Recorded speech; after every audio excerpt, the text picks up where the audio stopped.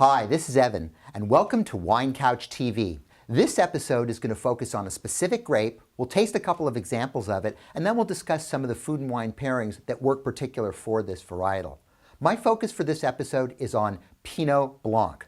Now, Pinot Blanc as a grape is perhaps as known in wine circles for what it isn't as much as what it is, and let me explain what I mean.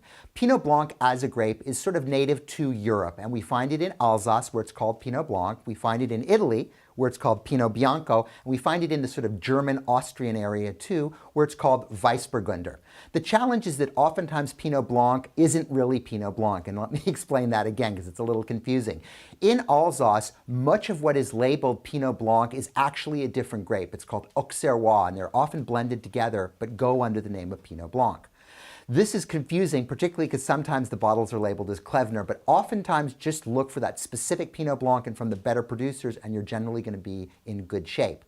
In California, a lot of what is sold as Pinot Blanc is actually a grape called Melon de Bourgogne, which is the same grape you find from Muscadet. So in the case of California, it's going to have to play around a little bit, which is oftentimes why they vinify it like Chardonnay, put a lot of oak on it and stuff, and perhaps one of the reasons why we call it Poor Man's Chardonnay. Well, we're not going to taste from California today, and we're not going to taste one of those crazy Klevner or Weissburgunder wines. We're going to focus in on two classic 100% Pinot Blanc bottlings. Now, the first one I want to touch on is the one from Alsace.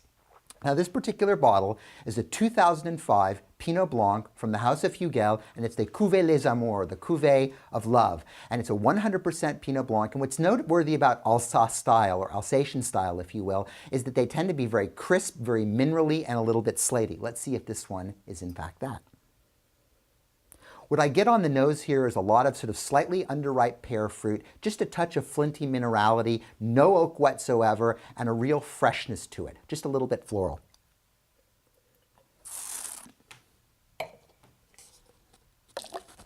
The palate is crisp, clean, fresh, bright, even for an 05, but 05 was a very good year, and with a long sort of tasty, refreshing finish. Very good wine, and at a premium price point, actually at the lower end of premium price point, a fairly good value as well.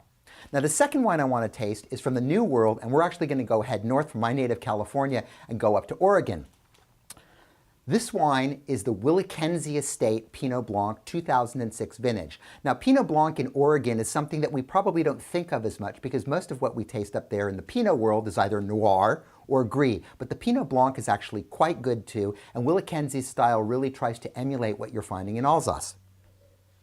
The nose of this wine has that same sort of reflective pear quality, a little bit riper than what we found in Alsace, and while it doesn't have any of that sort of mineral or stony character, there's definitely sort of a soft dustiness or a soft terroir to the wine, but once again it's sort of a mirror and a transparency of this sort of tart, pear, maybe almost apple-y quality of fruit.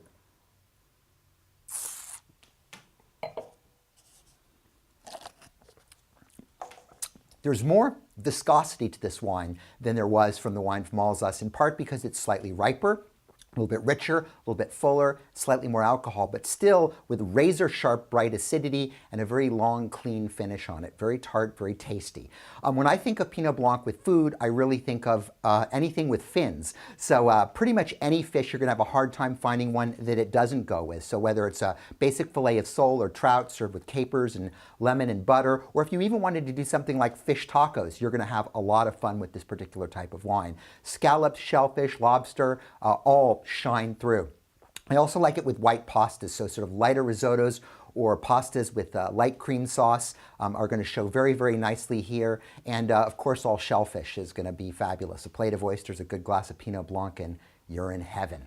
Anyway, before we leave today, let's touch on the Wine Couch Word of the Week. And the Wine Couch Word of the Week this week is Klevner. Now, Klevner I alluded to earlier on, and Klevner is a term that you will see exclusively in Alsace, a little bit in Germany, but almost exclusively in Alsace, and it is a Pinot Blanc styled wine that is usually mostly Auxerrois and a little bit of Pinot Blanc, but it's sort of a euphemism for that style. Occasionally they can be all Pinot Blanc, but usually not. A little bit confusing, but nevertheless, now you're prepared.